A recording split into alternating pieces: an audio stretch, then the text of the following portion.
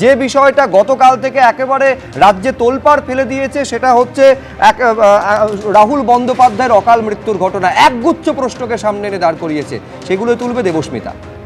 একদম শুভ্রজিৎ, তুমি ঠিক যে কথা বলছিলে যে রাহুল অরুণোদয় বন্দ্যোপাধ্যায় অর্থাৎ রাহুল বন্দ্যোপাধ্যায় অভিনেতা, তার যেভাবে মৃত্যু হলো শুটিংয়ে গিয়ে, স্বাভাবিকভাবে নিরাপত্তা সহ একগুচ্ছ প্রশ্ন উঠে যাচ্ছে। এবং নিউটে এতজন লোক সেখানে উপস্থিত ছিলেন, অর্থাৎ একটা শুটিং যখন আউটডোরে চলে তখন প্রচুর লোক সেখানে থাকেন, ইউনিটের সদস্য থাকেন। তারপরেও রাহুল বন্দ্যোপাধ্যায়কে বাঁচানো সম্ভব হলো না কেন? কি করছিলেন তারা সেই সময়? উদ্ধার করতে এত সময় কিভাবে লেগে গেল? শ্বেতাকে বাঁচানো গেলেও, অর্থাৎ তার যে সহ অভিনেত্রী, তাকে বাঁচানো গেলেও রাহুল বন্দ্যোপাধ্যায়কে কেন বাঁচানো সম্ভব হলো না? আমি একবার এই বিষয়ে কথা বলবো। আমার প্রতিনিধি পার্থপ্রতিম ঘোষ আমাদের সঙ্গে রয়েছেন। পার্থ, গতকাল থেকেই তোমার সঙ্গে কথা হচ্ছিল, বিভিন্ন বিষয় যে প্রশ্ন উঠছে আগেই সেই বিষয়ে আমরা কথা বলছিলাম, কিন্তু আউটডোরে যখন শুটিং চলে তখন টিমের অর্থাৎ ইউনিটের অনেক সদস্য সেখানে থাকে, তো তারা যখন ছিল তবুও রাহুল বন্দ্যোপাধ্যায় এভাবে কি করে তলিয়ে গেলেন? দেখো, একটা মৃত্যু এবং তার পরবর্তীকালে একাধিক প্রশ্ন কিন্তু ইতিমধ্যে তুলে দিয়ে গেল এবং দেখিয়ে দিয়ে গেল যে নিরাপত্তা ব্যবস্থা কতটা ঢিলেঢালা ছিল। এবং এক্ষেত্রে কিন্তু যে টিমের সদস্যের কথা তুমি বলছো সেখানে 20 থেকে 30 জন সেখানে উপস্থিত রয়েছে।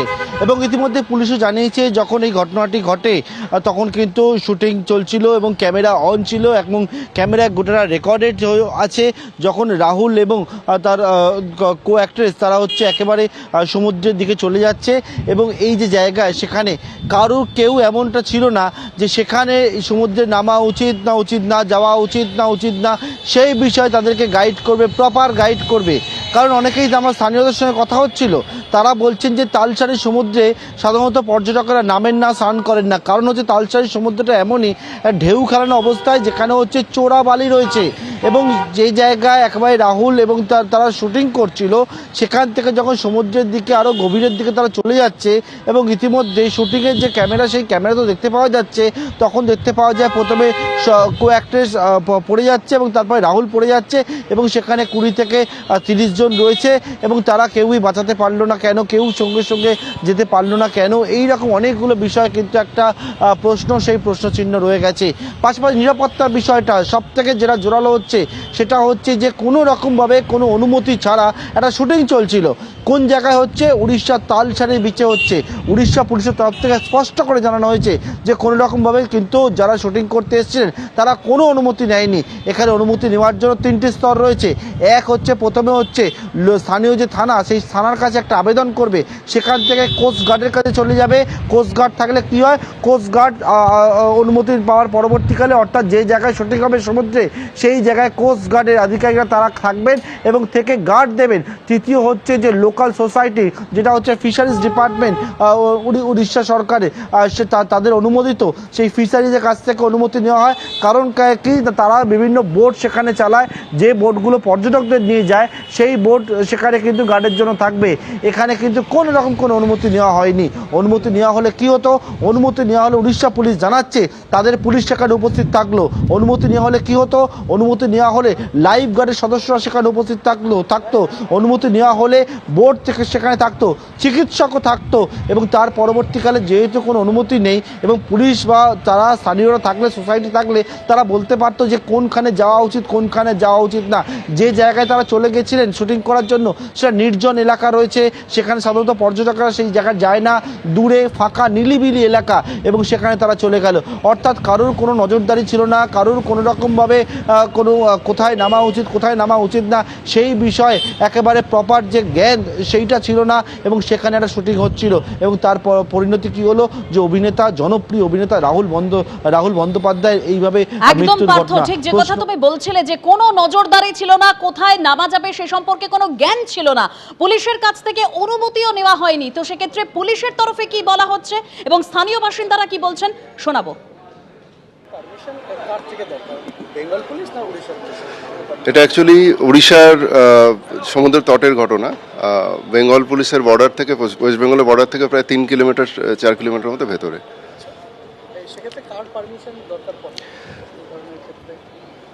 সচরাচর ডিস্ট্রিক্ট পুলিশের কাছে একটা ইনফরমেশন থাকে, তো ওনারা বলছেন যে ইনফরমেশন সেরকম ছিল না। আমরা আরও ডিটেলসটা জানতে পারলে আপনাদেরকে বলতে পারবো। জেলা পুলিশের কাছে কি কোনো ইনফরমেশন ছিল শুটিং এর ব্যাপারে? না, জেলা পুলিশের কাছে ওই সময় কোনো ইনফরমেশন ছিল না, যেহেতু এই জেলার মধ্যে শুটিংটা হয়নি। খাওয়া দাওয়া করলে বাইক করে ঘুরলে, তারপরে নৌকো ভাড়া করে নৌকোতে গিয়ে ঘোরাঘুরি করে। বেশির এখানে স্নান ফান সেরকম করে না, আর সমুদ্রতে থাকে এইভাবে থাকে, মানে এইভাবে গেলে এটা উঁচু থাকে, এইভাবে গেলে আপনার খালু থাকে পুরো ডিপটা ছালে, যেখানে যে জলটা টান ঘুরানো থাকে এটা টেনে নেয় অনেকটা।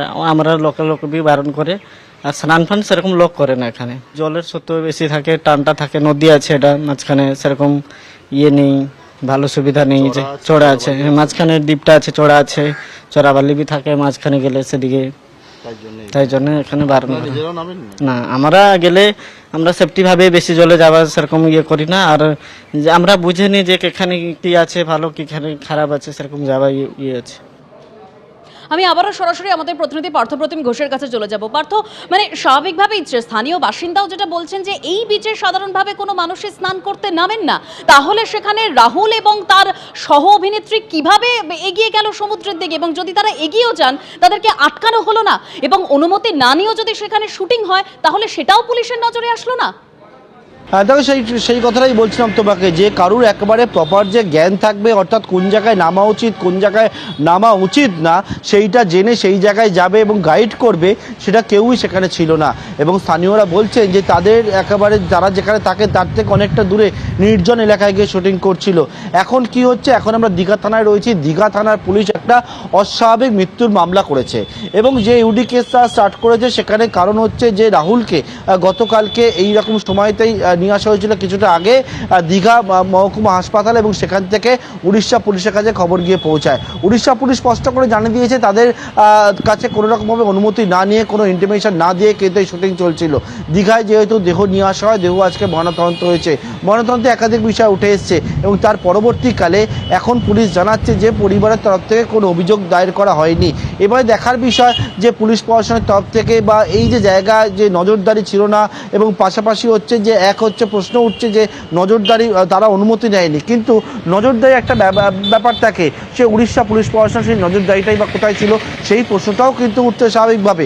অন্যদিকে হচ্ছে যে নজরদারি এড়িয়ে শুটিং হলো, বিনা অনুমতিতে শুটিং হলো, পরবর্তী ক্ষেত্রে কারোর কোনো গাফিলতি রয়েছে কিনা, দায় কার, সব কিছু ঘটনার পর একটা প্রশ্ন ওঠে, এই দায় কার সেটা কি আদৌ বেরিয়ে আসবে কিনা সেটাই এখন দেখার বিষয়। তবে আপাতত একটা অস্বাভাবিক মৃত্যুর মামলা রুজু করে পূর্ব মেদিনীপুর জেলা পুলিশ জানাচ্ছে তারা সমস্ত ঘটনাটা খতিয়ে দেখছে, তারা হচ্ছে ঘটনার যে ভিডিও ফুটেজ সংগ্রহ করেছে, এবং যারা শুটিংয়ে তারা ক্রু মেম্বার ছিল তাদের বক্তব্য তারা কিন্তু শুনেছে।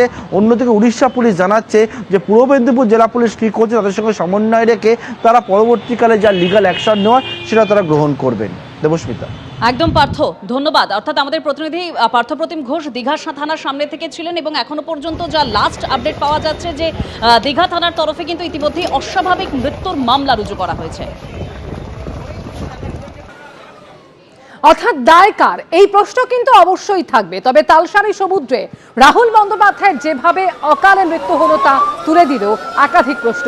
রাহুল বন্দ্যোপাধ্যায় তার শেষকৃত্যের প্রক্রিয়া কিছুক্ষণ আগেই শুরু হয় কেওড়াতলা মহাশ্মশানে, এবং সেই প্রক্রিয়া প্রায় শেষের দিকে। তবে তার আগে বিজয়গড়ে যখন তার বাড়িতে রাহুল বন্দ্যোপাধ্যায় দেহ নিয়ে যাওয়া হয়, সেই সময়ের ছবি আপনাদের সামনে দেখেছি, যখন অগণিত গুণমুগ্ধদের ভিড়, তারা সকাল থেকে সেখানে ভিড় করেন, তার পরিবারের সদস্যরা তো ছিলেনই, একই সঙ্গে রাহুল বন্দ্যোপাধ্যায়কে শেষ বিদায় জানাতে সেখানে উপস্থিত ছিলেন বহু মানুষ। আর এরপর বিজয়গড়ে তার বাড়ি থেকে কেওড়াতলা মহাশ্মশানে নিয়ে যাওয়া হয় রাহুল বন্দ্যোপাধ্যায়ের দেহ, এবং সেখানেই শেষকৃত্য সম্পন্ন হয়।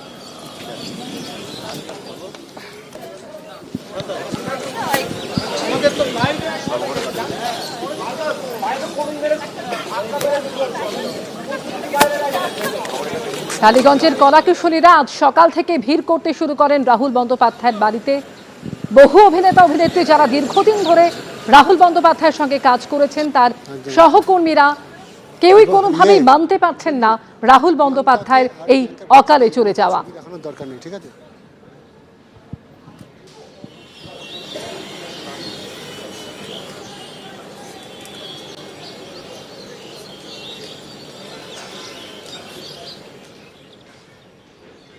জলে ডুবেই অভিনেতা রাহুল বন্দ্যোপাধ্যায়ের মৃত্যু হয়েছে।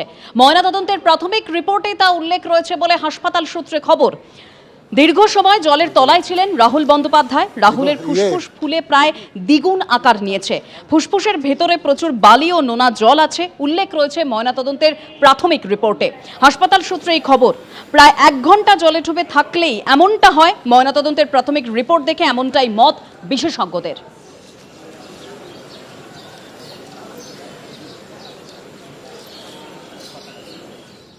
কালকে শুটিং হয়েছিল, সেই শুটিং সময় যখন এই 4:30টার মধ্যে হবে, চিৎকার আওয়াজ এরকম শোনা গেল। তারপরে আমরা সবাই দেখার পরে উপরে ড্রোন চলছে। তারপরে আগে হিরোইন কিন্তু ফেঁসে গেছে, এই 1 আঁঠুয়ে জল হবে, হিরোইনটা একটু জল হয়ে গেছে। তারপরে হিরোটা ওকে বাঁচিতে যে ও নিজে ফাঁসিয়ে গেল, সেখানে কাদা ছিল। কিন্তু ওই যে যারা শুটিং করতে আসছে, কিন্তু লোকাল গাইড কিছু নেই, আমাদের কমিটি কিছু বলেনি, কি এই যে সোসাইটি যে লোক আছে তাকেও কিছু বলেনি, লোকাল লোক হারিয়ে সাহায্য সে নিয়ে গিয়ে, কিন্তু কোথায় কাদা আছে, কোথায় চোরাবালি আছে কিছু জানে না। এটা কি চোরাবালিতে ফেসে গেছে? না, চোরাবালিতে কাদা, অনেকটা কাদা আছে, সে কাদাতে তার পা খসে গেছে। উদ্ধারটা কিভাবে হলো? হ্যাঁ, সেই মুহূর্তে জলটা কত ছিল? তারপরে যে আগে কিন্তু হিরোইন ফাঁসিয়ে গেছিল, ও হিরোটা ওকে ধরতে গিয়ে ওই কাদার মধ্যে গিয়ে চলে গেল। তারপরে যখন যে ড্রোন যে চালিয়েছে, ও টিভি স্ক্রিনে দেখছে কি না, এরপর রাউন্ডটা ফেসে গেছে। যখন যে বলছে, তখন তাদের লোক যে ছিল ও দৌড়ে আসি, দেখার পরে আর সেখানে যাওয়ার উপায় নেই, যে উপরে যে লোক আছে তখন সে সেখানে যেতে পারবে না। তারপর যেতে পারবে না, সে জল আপাতত 8 ফুট 7 ফুট হয়ে যাবে। তো তারা তখন এরকম বাঁচাও এরকম বলছে। তার মধ্যে আর একটা ডঙ্গা এসেছিল, সে নৌকায় এসে আগে হিরোইনকে তুলছে। হ্যাঁ, আগে হিরোইনকে তুলছে, তারপরে হিরোকে তুলছে। হিরোকে যে লাস্টে উঠেছে, দেখার পরে অনেকটা জল খেয়ে গেছে। তখন টিপি করে অনেকটা জল বের করেছে। বেঁচেছিল? হ্যাঁ, বেঁচেছিল। এখানে আসার পরে বেঁচেছিল, চিৎকার করেছিল, ছাটপিটি এরকম হচ্ছিল। তারপরে হসপিটাল নিয়ে গেল, তারপরে শুনতে পেলাম যে ও সেখানে ডেড করে গেছে। পুলিশ কেউ ছিল না? না, পুলিশ কেউ নেই। পুলিশ কেউ কি উদ্ধার করলো? আমাদের এই ভোটে এসোসনে পার্টি আমরা নিজে ইচ্ছাকৃত গেছে। তাহলে কি প্রোটেকশন ওরাই মারা গেল কেন না, কোথায় কাদা আছে, কোথায় চোরাবালি আছে। হ্যাঁ, এই যে এখানকার যে ভোটে যে প্যাসেঞ্জারি যে পারাপারি করে, ওরা তার সঙ্গে একটা গাইড থাকে। আমাদের এই যে নৌকা এসোসনে একটা গাইড দেওয়া হয়, কোথায় চোরাবালি আছে, কোথায় কাদা আছে, কোথায় সাপ আছে, কি কোথায় যে কি আছে, ওরা সব গাইড নিয়ে চলে যায়। ওকে বলে দেবে ভাই ওদিকে যাবে না, ওদিকে লাল কাঁকড়া দেখতে পাবেন, ওদিকে ওইরকম ওরাকে গাইড দেওয়া হয়। এমনি এই যে ভোট এসোসনে এমনি তারা করেনি।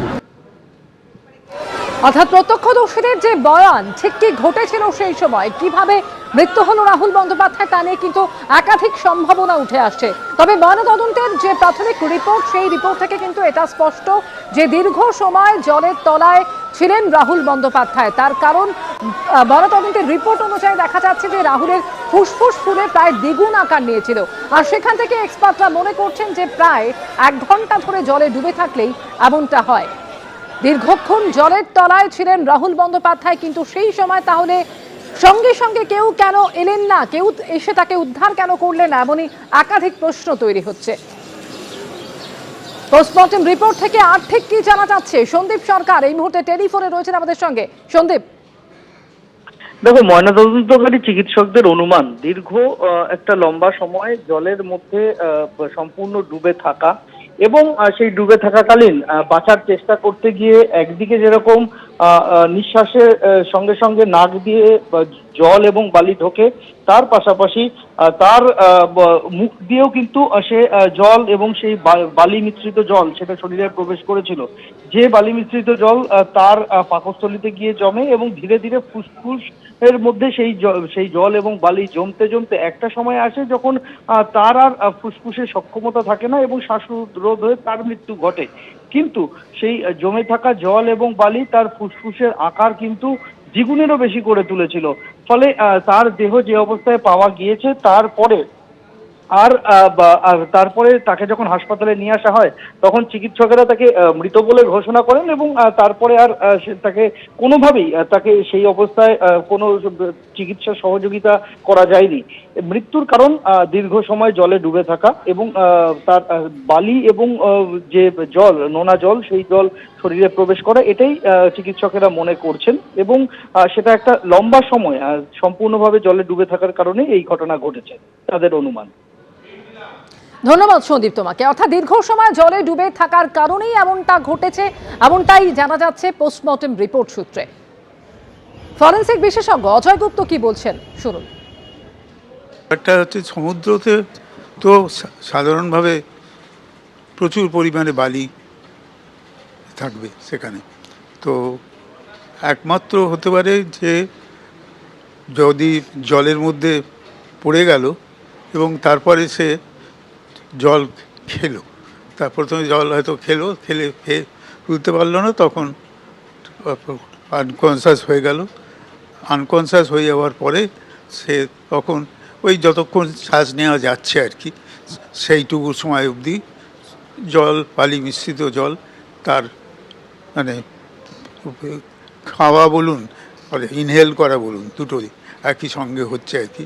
তা এইখানেতে হচ্ছে স্টমাকে বালি ছিল এবং প্রচুর পরিমাণে জল, মানে সমুদ্রের যেহেতু বালি জল মেশানো থাকে, তাহলে সেখানেতে বালি পরিমাণও যেতে পারে, কেননা তখন তো সে আনকনসিয়াস। রাহুল বন্দ্যোপাধ্যায়ের এইভাবে অকালে চলে যাওয়া কেউই মানতে পারছেন না।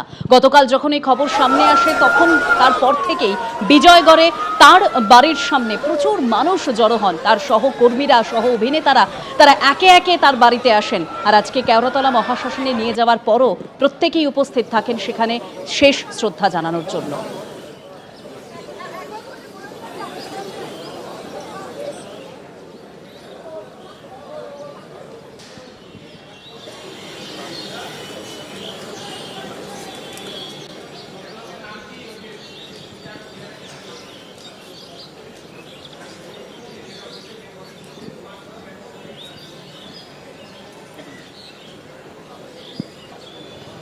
গতকালকের এই ঘটনা, একটা তরতাজা, মেধাবী, বন্ধুবৎসল, অজাত শত্রু একটা মানুষ চলে গেল। তিনি প্রযোজনা সংস্থা হোক বা চ্যানেল হোক না কেন, বা সেই শুটিংয়ে যারা ম্যানেজার রয়েছেন বা যারা দায়িত্বে রয়েছেন, যেই তারা এবং যারা সহকর্মী, সহ অভিনেতা বা টেকনিশিয়ান ভাই, তারা নিশ্চয়ই কেউ আমাদের ভাই রাহুলের মতো নিশ্চয়ই হতে চান না। তো তাই সেই ক্ষেত্রে যা সত্যিটা লুকিয়ে রয়েছে সেটাকে কিন্তু অবশ্যই বার করতে হবে, এই কারণে যাতে আমাদের কোনো টেকনিশিয়ান ভাই বা কোনো আর্টিস্ট তারা যেন আর কেউ রাহুলের মতো পরিণতিতে না যান। নিরাপত্তা যদি না থাকে তাহলে দায় এড়াতে পারেন না প্রোডাকশন হাউস, দায় এড়াতে পারেন না এটারই চ্যানেল। এবং আরও বড় কথার জায়গা হচ্ছে, যেটা আরও বেশি ইম্পর্টেন্ট, নাকি শাসক দলের সঙ্গে কার ঘনিষ্ঠতা আছে সেটাকে দিয়ে পুলিশ প্রশাসন সবটাকে দিয়ে ধামাচাপা দিয়ে হবে সত্যিটা। এবিপি আনন্দ, এগিয়ে থাকে, এগিয়ে রাখে।